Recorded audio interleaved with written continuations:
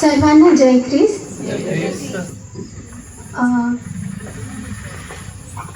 मी आपण एक छोटीशी प्रार्थना करू आणि मग मी सुरुवात करते.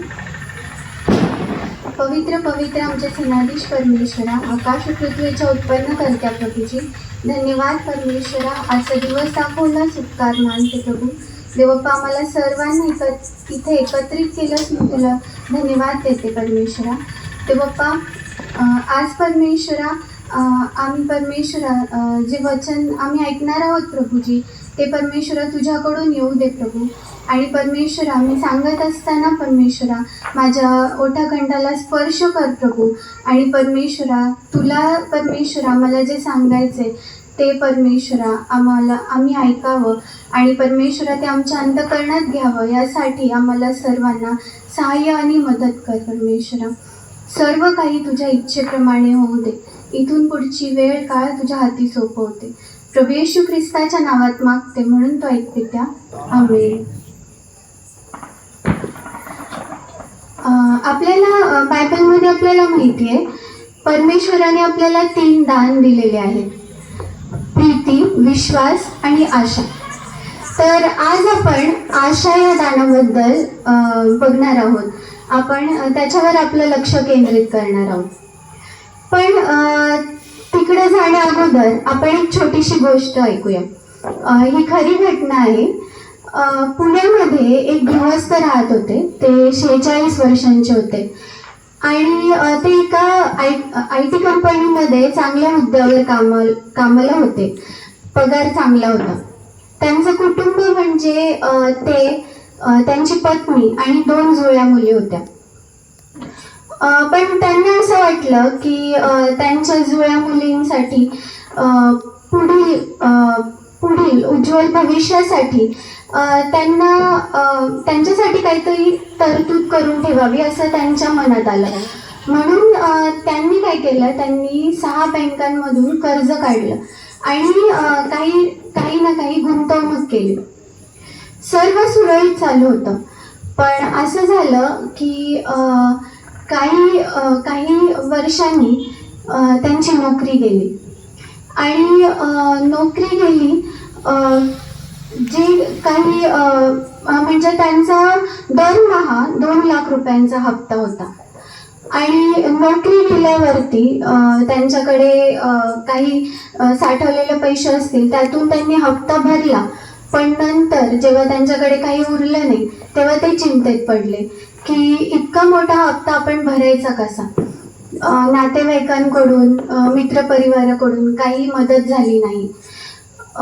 असंच चिंतेत असताना ते एकदम हताश झाले आणि एके दिवशी त्यांनी आपल्या राहत्या घराच्या बिल्डिंगवरून उडी टाकून त्यांनी आत्महत्या केली.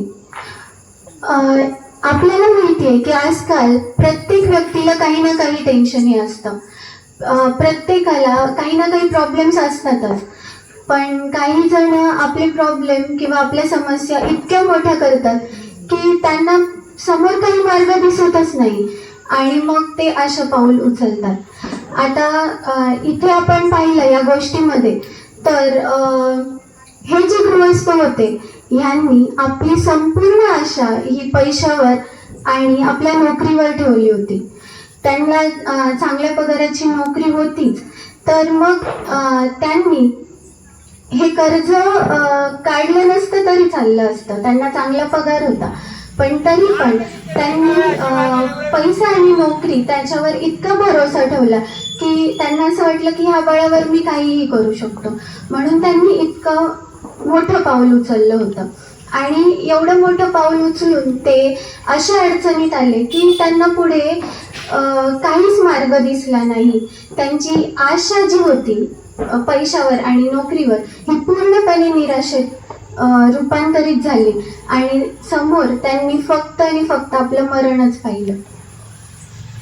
तर इथे आपण पाहतो की आज देखील आपण न्यूजमध्ये ऐकतो की खूप लोक असे आहेत, खूप लोक विद्यार्थी यांनी आपलं जीवन संपवलेलं आहे काही ना काही निराशेमुळे.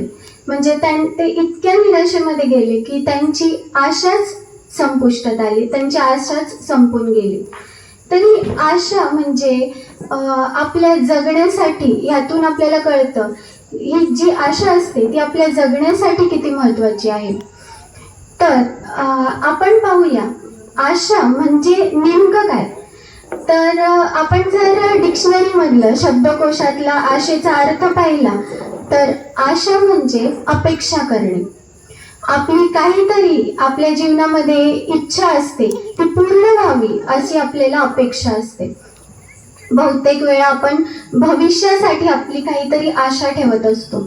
तर आपण बघतो की भविष्यासाठी जर आपण बघायला गेलं तर आशा ही एक सकारात्मक, उत्साहवर्धक आणि एक धीर देणारी भावना असते.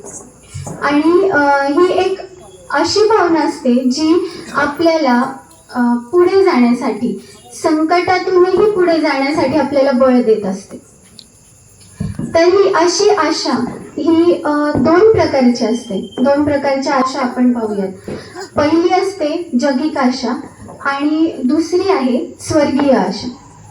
जगिक आशा ही ती आशा आहे जी आपल्याला आपण जगिक गोष्टींवर ठेवतो. जी आपल्याला दृश्य आहे, म्हणजे जे दिसणाऱ्या गोष्टी आहेत त्याच्यावर आपण जेव्हा आशा ठेवतो त्याला म्हणतात जगिक आशा. आता ह्याची उदाहरणं सांगायचं झालं तर पैसा, नोकरी, प्रतिष्ठा, किंवा आपण आणखीन काही बघूया तर ती आहे जसं काही मी समजा मी मोठी झाले, मी चांगलं शिकून एका मोठ्या हुद्द्यावर काम करेल. एखादी खेळाडू असेल तर त्यांची ही आशा असते की त्यांनी देशासाठी खेळावं. एखाद्या व्यक्तीची अशी आशा असते की त्यांना आपल्या परिवाराला सुखी ठेवायचं असतं. तर अशा ह्या भरपूर वेगवेगळ्या प्रकारच्या आशा आपल्याला पाहायला मिळतात. तर ही जी जगिक आशा असते, जर आपण योग्य नियोजन केलं, आपल्या आयुष्यामध्ये योग्य नियोजन केलं, कष्ट घेतले, तर आपण जी आशा आपल्या पुढे ठेवलेली असते ती पूर्णही होऊ शकते किंवा अपूर्णही राहू शकते. जगिक आशा जी असते ती निश्चित नाहीये, ती पूर्ण होऊ पण शकते आणि नाही पण होऊ शकत. आणि जर आपण पाहिलं तर जर आपल्या ह्या जगिक आशेसाठी पूर्ण होण्यासाठी जर वेळ लागला तर आपली ही आशा निराशेमध्ये बदलू शकते आणि किंबहुना पुढे जाऊन ती संपूही शकते, संपुष्टात येऊ शकते. त्याच पद्धतीत ही आपण आत्ता जी पाहिली ही आपली जगिक आशा आहे. पण जर आपण स्वर्गीय आशा पाहिली, स्वर्गीय आशा आपण अशासाठी म्हणतो कारण की ती आपल्याला देवाने दिलेली आशा आहे. आपल्याला बायबलमध्ये आपण पाहतो की आपल्याला हे दान दिलेलं आहे देवाने. आणि ही आशा अदृश्य आशा आहे, म्हणजे आपल्याला ही जी परमेश्वराने आपल्याला जी आशा दिलेली आहे ती आपल्याला दिसत नाही. तर आपण पाहूया ही स्वर्गीय आशा काय आहे. आपल्याला माहिती आहे की परमेश्वराने आपल्याला त्याच्या स्तुती आराधनेसाठी निर्माण केलेलं आहे. मनुष्याला परमेश्वराने त्याच्या स्तुती आराधनेसाठी निर्माण केलेलं आहे. आणि पण मनुष्य हा पापात पडला आणि तो देवापासून दूर गेला. देव जो आहे तो आपल्यावरती इतकं प्रेम करतो की त्याने आपल्याला परत त्याच्या जवळ आणण्यासाठी त्याने आपला एकुलता एक पुत्र पाठवला.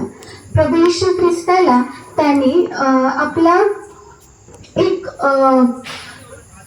म्हणजे आपल्या पापांची क्षमा करण्यासाठी त्याने तो जो निष्पाप कोकरा म्हणजे प्रभू येशू ख्रिस्त ह्याला निष्पाप कोकरा बनवून आपल्यासाठी वधस्तंभावर खेळण्याची योजना केली, जेणेकरून त्याचं जे रक्त सांडलं त्या रक्तामुळे आपल्या पापांची क्षमा होईल.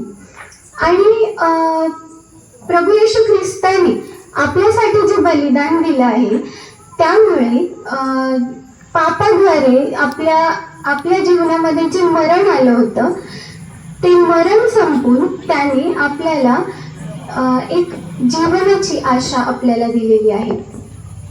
आपण बघतो, जर खरोखर जर प्रभू येशू ख्रिस्त आपल्यासाठी या जगामध्ये जर आला नसता तर आपल्याला ही जिवंत आशा कधी मिळालीच नसती.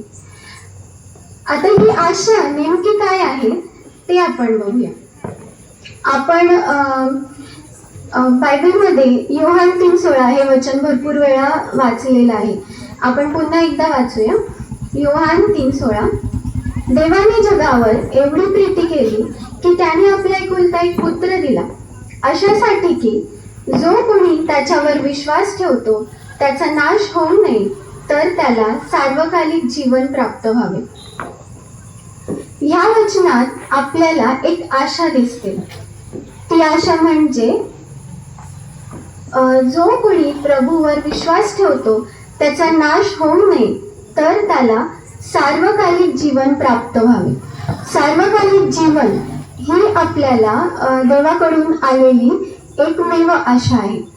आणि सार्वकालिक जीवन म्हणजे काय, तर सार्वकालिक जीवन म्हणजे परमेश्वरासोबत कायमचं राहणे, हे आहे सार्वकालिक जीवन. तर इथे आपल्याला पाहायला मिळतं की आपल्याला माहिती आहे की परमेश्वराने पहिला आदाम जो निर्माण केला होता, त्या आदामाद्वारे जगामध्ये पाप आला आणि पापाद्वारे मरण आलं. पण हा दुसरा आदाम म्हणजे प्रभू येशू ख्रिस्त, याला दुसरा आदाम म्हटलेला आहे. हा दुसरा आदाम जेव्हा जगामध्ये आला आपल्यासाठी, तेव्हा त्याने पाप क्षमेद्वारे आपल्यासाठी जीवन दिलेलं आहे. त्याने मरण घालवून आपल्यासाठी जीवनाची आशा दिलेली आहे, ती पण सार्वकालिक जीवनाची आशा, त्याच्यासोबत राहण्याची आशा आपल्याला त्यांनी दिलेली आहे. आणि ही आशा प्राप्त करण्यासाठी आपल्याला एक सोपा मार्ग दिलेला आहे, तो म्हणजे प्रभू येशूवरती विश्वास ठेवणे. प्रभू येशूवर जेव्हा आपण विश्वास ठेवतो तर तेव्हा आपला नाश होत नाही, तर आपल्याला ते सार्वकालिक जीवन प्राप्त होते. आणि आपण पाहतो की विश्वास ठेवणे म्हणजे फक्त प्रभू येशू मी तुझ्यावर विश्वास ठेवतो असं बोलणे नाही, तर हे कबूल तर केलंच पाहिजे. पण मनामधून आपल्याला प्रभू येशूवर जेव्हा आपण विश्वास ठेवू, पूर्ण मनाने जेव्हा आपण प्रभू येशूवर विश्वास ठेवू, तेव्हाच आपल्याला ही सार्वकालिक जीवनाची आशा मिळणार आहे. आणि ही आशा मिळण्यासाठी एक प्रोसेस आपल्याला बायबलमध्ये दिलेली आहे, ती आपण पाहूया. आपण वाचूया रोमकरास पत्र याचा 5वा अध्याय 2 ते 5 वचन. आपण ज्या कृपेमध्ये आहोत तिच्यात आपला प्रवेशही त्याच्याद्वारे विश्वासाने झाला आहे, आणि आपण देवाच्या गौरवाच्या आशेचा अभिमान बाळगतो. इतकेच नाही तर संकटांचाही अभिमान बाळगतो, कारण आपल्याला ठाऊक आहे की संकटाने धीर, धीराने शील व शीलाने आशा निर्माण होते. आणि आशा लाजवत नाही, कारण आपल्याला दिलेल्या पवित्र आत्म्याच्या द्वारे आपल्या अंतःकरणात देवाच्या प्रीतीचा वर्षाव झाला आहे. इथे जे आपण पाहतो, आपण ज्या कृपेमध्ये आहोत तिच्यात आपला प्रवेशही त्याच्याद्वारे विश्वासाने झाला आहे. म्हणजे परमेश्वराने आपल्यावरती कृपा केलेली आहे. तो ह्या जगामध्ये आपण जेव्हा त्याच्या विश्वासामध्ये राहतो तेव्हा परमेश्वर प्रत्येक वाईट परिस्थितीमध्ये आपल्या अंतःकरणाचं, आपल्या आत्म्याचं रक्षण करत असतो.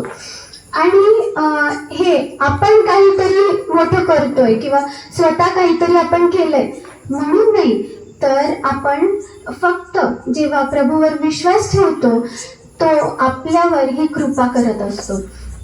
त्याच्या कृपेमुळेच आपण इथे आहोत आणि त्याच्या कृपेमुळेच आपल्याला सर्व काही मिळत असतं. म्हणून इथे आपण पाहूया, आपण त्याच्यावर विश्वास ठेवला तर आपल्याला त्याची कृपा मिळते. आणि हा विश्वास ठेवण्यासाठी म्हणजे त्याच्यावरती खरा विश्वास हा कसा ठेवायचा, तर आपल्याला माहिती आहे की प्रत्येक विश्वासाचा पाया हा प्रीती आहे. कोणतंही नातं असेल तर ते प्रीतीवर टिकून असतं आणि त्यानंतर विश्वासावरती टिकून असतं. जर आपण सोपं उदाहरण पाहायचं झालं तर पती पत्नीचं उदाहरण घेऊया. पती पत्नींचा एकमेकांवर तेव्हाच विश्वास म्हणजे विश्वास हा भक्कम केव्हा असतो, जेव्हा ते एकमेकांवरती प्रीती करत असतात, तेव्हाच त्यांच्यामध्ये विश्वास पाहायला मिळतो एकमेकांवर. त्याच प्रकारे जेव्हा आपण देवावरती प्रीती करतो तेव्हाच आपण त्याच्यावरती विश्वास ठेवू शकतो. आणि आपण जर पाहिलं तर परमेश्वराने आपल्याला त्याच्यावरती विश्वास ठेवण्याचं, त्याच्यावरती प्रीती करण्याचं एक खूप मोठं कारण दिलेलं आहे. ते आपल्याला सर्वांना माहीत आहे की ते कारण असं आहे की परमेश्वराने स्वतः आपल्यावरती पहिले प्रीती केलेली आहे. त्याने त्याचा एकुलता एक पुत्र आपल्यासाठी दिला आणि आपल्यावरती त्याने पहिले आपल्या आधीही त्याने आपल्यावरती प्रीती केलेली आहे, म्हणून आपण त्याच्यावरती नक्कीच प्रीती करू शकतो. आणि जेव्हा आपण प्रभूवरती प्रीती करतो, जेव्हा आपण त्याच्यावरती प्रेम करतो, तेव्हा आपण जेव्हाही त्याचं वचन ऐकतो, त्याचं वचन वाचतो, अनुभवतो, त्यावेळेला आपला त्याच्यावरती विश्वास बसतो. आणि तो विश्वास हा आपला जसं जसं आपण त्याचं वचन ऐकत जातो तसा तसा आपला विश्वास त्याच्यावरती वाढत जातो. आणि जेव्हा आपल्याला माहिती आहे, जेव्हा आपण प्रभूच्या विश्वासामध्ये वाढतो, आपण प्रभूच्या एकदम जवळ जात असतो. आणि जेव्हा आपण प्रभूच्या जवळ जातो तेव्हा संकट आपल्या मागे येत असतात, कारण प्रभूच्या जवळ जाणं हे त्याच्या शत्रूला आवडत नाही, म्हणून आपल्यावरती संकट हे येत असतात. आणि हे संकट जरी आपल्यावरती आले तरी जर आपण संकटांमध्ये प्रभूच्या सोबत चाललो, प्रभूवरती विश्वास ठेवून त्याच्याकडे प्रार्थना करत या संकटांना जर आपण तोंड दिलं तर प्रभू येशू ख्रिस्त आपल्याला या संकटांमधून हे संकट पेलण्याची तो आपल्याला शक्ती देत असतो. आणि त्यामुळेच आपला धीर वाढतो. इथे जसं आपल्याला सांगितलेलं आहे की संकटाने धीर वाढतो. जेव्हा संकट येतात, आपण त्या संकटांमध्ये प्रभूच्या सोबत जेव्हा चालतो तेव्हा ते संकट पेलण्याचा आपल्याला शक्ती प्रभू देत असतो. आणि आपला त्यामुळेच धीर वाढतो आणि आपली संकट पेलण्याची किंवा संकट सहन करण्याची शक्ती आपली वाढते, क्षमता वाढते. आणि जेव्हा हा धीर, ह्या धीरामुळे आपलं शील, इथे असं लिहिलेलं आहे, संकटाने धीर आणि धीराने शील हे आपलं निर्माण होत असतं. शील म्हणजे काय की आपण स्थिर राहत असतो. स्थिर आपण जे जीवन जगतोय त्याच्यामध्ये आपण स्थिर होतो. आपल्याकडे जे काही संकट येतील आपण त्याला धीराने सामोरे जातो आणि संकटांमध्ये आपण शांत राहून प्रभू सोबत चालत असतो. कुरकुर करत नाही किंवा आपण आपलं चलबिचल होत नाही, आपण स्थिर राहून पुढे जात असतो. आणि शीलाने, आणि आपण जेव्हा स्थिर होतो तेव्हाच आपल्याला ही आशा प्राप्त होते. ही जी एक प्रोसेस आहे की आपण हळूहळू म्हणजे मला म्हणायचं की हळूहळू आपण आपल्याला ते बळ मिळतं. आणि जेव्हा हळूहळू संकटांना तोंड देत आपण पुढे जातो तेव्हा आपण खंबीर होतो. आणि तेव्हाच आपल्याला प्रभू येशू ही जी आशा त्याची आहे, सार्वकालिक जीवनाची आशा, ती आपल्याला मिळते. आणि जेव्हा आणि सार्वकालिक जीवनाची आशा आपल्याला मिळते, तेव्हा परमेश्वराची प्रीती आपल्यामध्ये येते. आणि जेव्हा परमेश्वराची ही प्रीती आपल्यामध्ये येते, तेव्हा आपण आपली जी आपला जो दृष्टिकोन आहे प्रत्येक गोष्टीकडे पाहण्याचा, तो दृष्टिकोन आपला बदलतो आणि आपण प्रभूमध्ये राहून प्रत्येक गोष्ट ही करत असतो. पवित्र आत्मा आपल्याला सहाय्य करतो आणि त्या जी आशा देवाने आपल्याला दिलेली आहे त्या दिशेने आपल्याला तो घेऊन जात असतो. आणि ही जी आशा आहे, इथे म्हटलेलं आहे की ही आशा आपल्याला लाजवत नाही, कारण ही आशा कधीच संपत नाही, न संपणारी आशा आहे आणि ही आशा पूर्ण होणारी आहे. आपण जर पाहिलं, जगिक आशा ही संपुष्टात येते, पण स्वर्गीय आशा जी सार्वकालिक जीवनाची आशा आहे ती कधीच संपुष्टात येत नाही. आपण जर नीतिसूत्रे याचा 23वा अध्याय आणि 18वं वचन पाहिलं तर त्यामध्ये असं लिहिलेलं आहे की या आशेमध्ये म्हणजे त्यामध्ये भविष्य आहे आणि तुझी आशा तोडण्यात येणार नाही. जर आपण प्रभूवरती आशा ठेवली तर ती आशा कधीच तोडण्यात येणार नाही. आता ही आशा आपण पाहूया. बायबलमध्ये आपल्याला असं पाहायला मिळेल की 1 थेसलोनिकरास पत्र याचा 4था अध्याय आणि 14व्या वचनामध्ये बायबल आपल्याला सांगतं, ज्याप्रमाणे येशू मरण पावला व पुन्हा जिवंत झाला, त्याचप्रमाणे येशूमध्ये झोपलेल्यांनाही देव त्याच्याबरोबर परत आणील. म्हणजे इथे आपल्याला पाहायला मिळतं की ज्याप्रमाणे येशू मरण पावला आणि तो पुन्हा जिवंत झाला, त्याचप्रमाणे ज्यांनी प्रभूवर विश्वास ठेवला आहे ते झोपलेल्यांनाही म्हणजे मेलेल्यांना, येशूमध्ये जे मेलेले आहेत त्यांनाही तो पुन्हा उठवेल.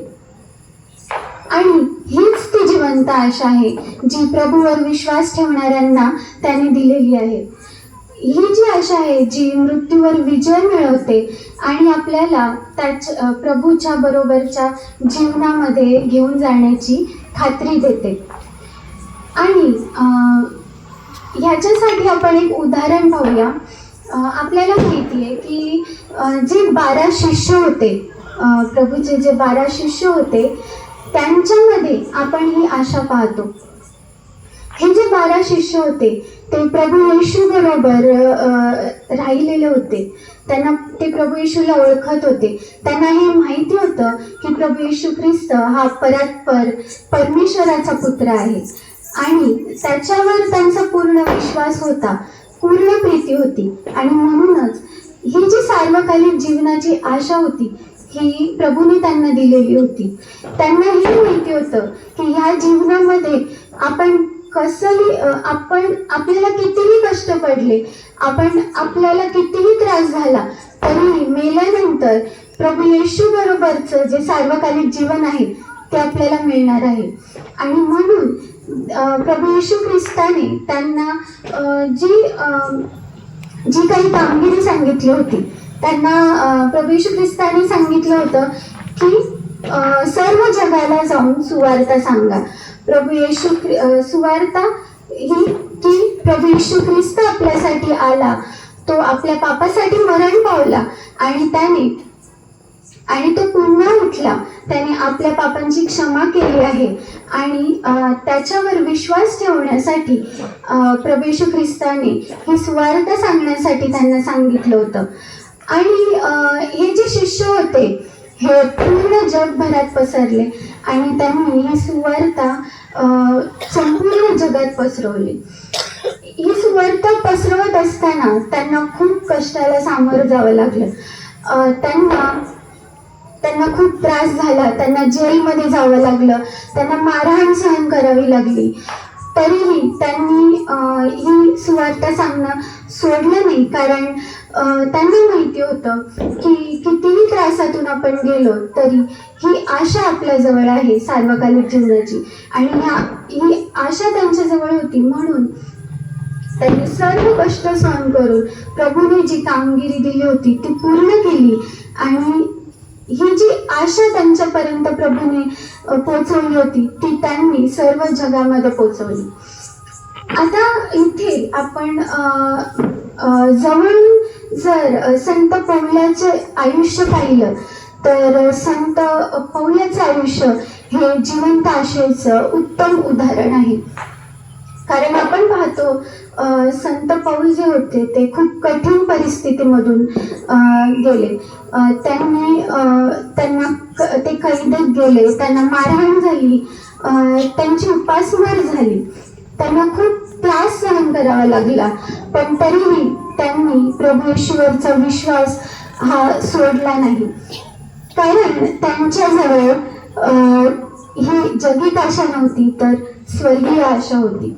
ते जगित आशेसाठी जगत नव्हते तर देवाने दिलेल्या आशेसाठी ते जगत होते.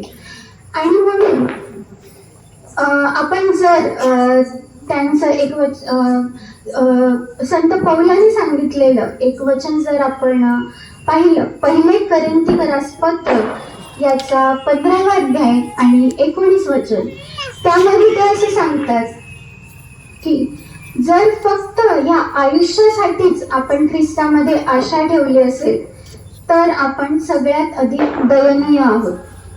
याचा अर्थ असा की ह्या आयुष्यासाठीच म्हणजे आपण या जगामध्ये जगतोय तर या जगामध्ये जगण्यासाठी म्हणजे मला जर आपण असं आशा ठेवली की परमेश्वरा मला हे दे, मला अशी नोकरी दे, मला जे काही आपलं मागणं असेल ह्या जगापुरतंच, ते जर आपण मागण्यासाठीच फक्त आशा ठेवत असू तर आपण एकदम दयनीय आहोत असं ते म्हणतात.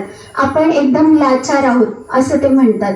कारण आपलं परमेश्वराकडे ह्या जगापुरतंच मागणं नाही पाहिजे, तर आपलं मागणं हे सार्वकालिक जीवनासाठी पाहिजे असं ते म्हणतात. आणि त्यांनी 2 तिमोथेय याचा 4था अध्याय 7 ते 8 वचनामध्ये असं सांगितलं आहे. हे त्यांच्यासाठी त्यांनी असं म्हटलं आहे की मी धैर्याने शर्यत पूर्ण केली आहे, विश्वास टिकवून ठेवला आहे, आता माझ्यासाठी न्यायमुकुट राखून ठेवलेलं आहे. हे जर आपण लक्षपूर्वक जर आपण वाचलं तर इथे त्यांनी असं सांगितलंय मी धैर्याने शर्यत पूर्ण केली आहे. म्हणजे ह्या वाक्यातूनच आपल्याला समजतं की त्यांच्या जीवनामध्ये किती कठीण क्षण आले असतील. आणि आपल्याला माहिती आहे की सौलाचा पौल झालेला आहे. म्हणजे संत पौल यांनी अगोदर जे ख्रिस्ताचे अनुयायी होते त्यांना खूप त्रास दिला होता, त्यांना जीवे मारले होते. आणि नंतर जेव्हा प्रभू येशू ख्रिस्त हा त्यांना जेव्हा बोलला की तू मला का त्रास देतोय, त्याच्यानंतर त्यांचं आयुष्य बदललं आणि त्यांचं ते सौल होते तर सौलाचा पौल झालेला आहे. म्हणजेच त्यांनी नंतर देवासाठी कार्य केलं. पण हे जे त्यांच्या मनामध्ये ही गोष्ट नेहमी चालत असायची की त्यांनी देवाच्या अनुयायाला मारलेलं आहे, खूप त्रास दिलेला आहे. त्यांच्या आयुष्याच्या शेवटपर्यंत त्यांच्या मनामध्ये ही गोष्ट चालत होती. आणि म्हणूनच तरीही त्यांनी देवासाठी नंतर जे उत्तम कार्य केलं, ही गोष्ट मनात त्यांना या गोष्टीची लाज वाटत होती. आणि ती गोष्ट मनात ठेवून की आपण ही चूक केलेली आहे ही मनात ठेवून ते त्याचा पश्चाताप करत ते देवासाठी काम करत होते. म्हणून ते म्हणतात की मी धैर्याने ही शर्यत पूर्ण केली आहे. खूप धीर ठेवून त्यांनी देवासाठी कार्य केलेलं आहे. आणि ते म्हणतात की विश्वास टिकवून ठेवला आहे. असे अनेक प्रसंग त्यांच्या आयुष्यामध्ये आले असतील, हताशा आली असेल. कारण ते जिथे जेव्हा शिष्य जिथे देवाचं वचन सांगायला जायचे, सगळेच लोक तर त्यांचं ऐकत नव्हते. तिथे त्यांना निराशा आली असेल. पण तरी त्यांनी विश्वासाने त्यांचं संपूर्ण काम हे पूर्ण केलेलं आहे. म्हणून ते म्हणतात की मी धैर्याने माझी शर्यत पूर्ण केली आहे आणि विश्वास माझा टिकून ठेवलेला आहे. आणि म्हणून ते म्हणतात आता माझ्यासाठी, म्हणजे मी माझं जे काही देवाने मला काम दिलेलं होतं ते मी पूर्ण केलं. आणि म्हणून ते म्हणतात आता माझ्यासाठी न्यायमुकुट देवाने राखून ठेवलेला आहे. इथे आपण जर संत पौलांचं एक वाक्य जे आहे ते आपल्याला सर्वांना माहिती आहे, जगणे मला ख्रिस्त आणि मरणे मला लाभ आहे. इथे संत पौल हे असं का म्हणतात, तर त्यांचं इथे असं म्हणणं आहे की मी जीवन जगलो तर ते मी ख्रिस्तासाठीच जगेल, आणि मी जर मेलो किंवा मरण पावलो तर मला ख्रिस्तासोबतचं सार्वकालिक जीवन हे मिळणार आहे. तर इथे आपण पाहतो की त्यांची अशी इच्छा आहे की मी ख्रिस्तासाठीच जगावं आणि मेलो तर मी ख्रिस्तासोबतच राहावं. आणि जर ते ख्रिस्तासाठीच जगतील, ख्रिस्तामध्येच जगतील, तरच त्यांना ख्रिस्ताचं सार्वकालिक जीवन हे प्राप्त होणार आहे. इथे जर आपण पाहिलं तर इथे त्यांनी आपल्या प्रभू येशू ख्रिस्तालाच केंद्रबिंदू हे सांगितलेलं आहे. जर आपण प्रभू येशू ख्रिस्ताला केंद्रबिंदू ठेवूनच आपण जर जीवन आपलं जगलो तर आपल्याला सार्वकालिक जीवन हे मिळणार आहे. आपण एक सोपं उदाहरण घेऊया. आपल्याला माहिती आहे शेतकरी जेव्हा बी पेरतो तर तो जेव्हा बी पेरतो आणि नंतर पीक येतं, कापणीची वेळ येते, तेव्हा त्याने जे पेरलेलं बी आहे त्याच्यातून तो त्याच्या कष्टाचं फळ खातो. त्याच प्रकारे जर आपण प्रभू येशू ख्रिस्तामध्ये जर आपण वाढलो, प्रभू येशू ख्रिस्ताला आपला केंद्रबिंदू, आपलं म्हणजे आपलं जे उच्च स्थान प्रभू येशूला देऊन आपण जर आपलं जीवन जगलो तर हे जे प्रभू येशू सोबतचं जे सार्वकालिक जीवन आहे ते आपल्याला मिळणार आहे. ते म्हणजे आपलं पारितोषिक असणार आहे प्रभू येशू सोबत आपण जगलो तर. आणि म्हणूनच आपल्यालाही आपला संत पौल जसं म्हणतात तसंच आपल्यालाही आपला विश्वास प्रभू येशूमध्ये टिकवून ठेवायचा आहे. कारण आपल्याला माहिती आहे की प्रभू येशू ख्रिस्त हा फक्त मेला नाही तर तो पुनरुत्थित झालेला आहे. तो मेलेला नाहीये, तो जिवंत आहे. आणि त्याच प्रकारे तो जसा पुनरुत्थित झालेला आहे, प्रभू येशू ख्रिस्ताचं पुनरुत्थान ही आपल्यासाठी खात्री आहे की आपणही एक दिवस पुनरुत्थित होणार आहोत. आणि त्यामुळेच आपल्याला पाहायला मिळतं की ही जी आशा देवाने आपल्याला दिलेली आहे, स्वर्गीय आशा, ह्यामध्ये मृत्यू हा आपला शेवट नाहीये, तर ती आपल्याला एक नवीन जीवनाची सुरुवात आहे.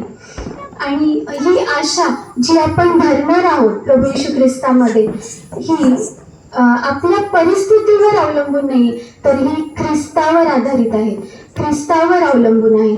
आपण ख्रिस्तावर आपलं चित्त ठेवलं तर आपल्याला ही आशा ही मिळणारच आहे.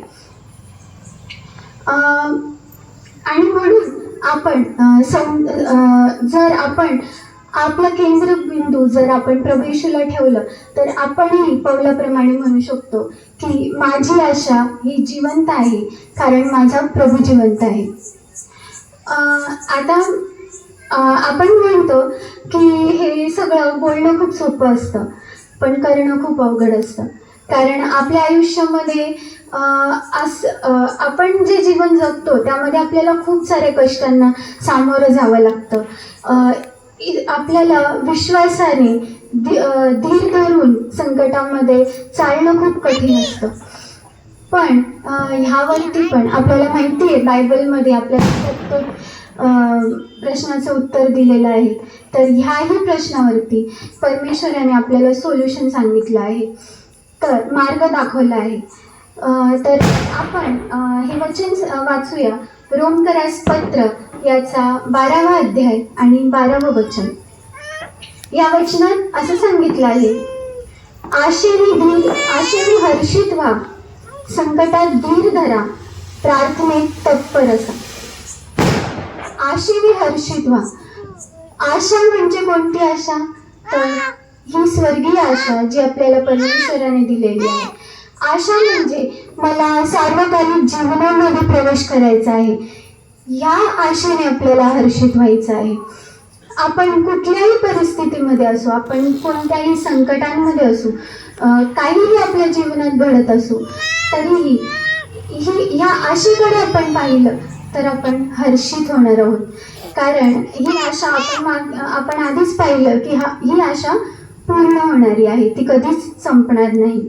आणि म्हणून ह्या आशेकडे आपल्याला बघायचं आहे प्रत्येक वेळी. दुसरं असं सांगितलंय, संकटात धीर धरा. संकट कितीही आपल्यावरती आली तर त्यामध्ये आपल्याला धीर धरून राहायचं आहे. धीर धरून त्या संकटांना तोंड द्यायचं आहे. आणि हे धीर आपण मगाशी जी प्रोसेस पाहिली, विश्वासामध्ये आपण राहिलो, संकट जरी आपल्यामध्ये आली तरी आपल्याला परमेश्वर धीर धरण्यासाठी आपल्याला ती संकट पेलण्याचा बळ देतो. आणि त्या धीराने आपण स्थिर होत असतो आणि त्या स्थिरामध्ये आपल्याला आशा मिळते. तर आपण जेव्हा स्थिर होतो ही आशा आपल्याला मिळते. तेच आपल्याला इथे करायचं आहे. संकटांमध्ये आपल्याला धीर धरायचं आहे. प्रार्थनेमध्ये आपण राहून त्या संकटांना मात देऊ शकतो. आपण ती गोष्ट ऐकली असेल, आपण नेहमी म्हणजे ऐकतो की एक मुलगा असतो, तो खूप संकटांमध्ये असतो आणि तो देवाला प्रार्थना करतो की मला या संकटातून बाहेर काढ. तर देव त्याला म्हणतो की तू चल, मी तुझ्यासोबत आहे.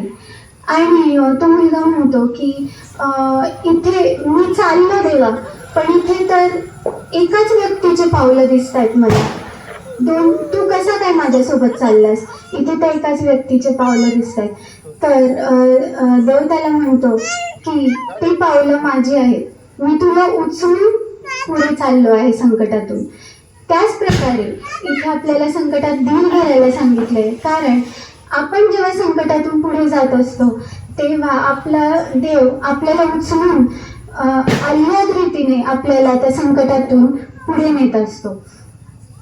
आणि त्यासाठी आपल्याला इथे अजून सांगितलेलं आहे, प्रार्थनेत तत्पर असा. म्हणजे जेव्हा आपण संकटांमध्येही किंवा संकट नसलं जरी आपण प्रार्थनेमध्ये आपण तत्पर असू, रोज आणि रोज आपण देवाकडे प्रार्थना करत असू, तर परमेश्वर हा नेहमी आपल्यासोबत असतो. आणि तो आपल्याला ह्या जीवनातही आपल्याला आल्हाद रीतीने आपल्याला जीवन जगण्यासाठी आपल्याला पुढे नेत असतो.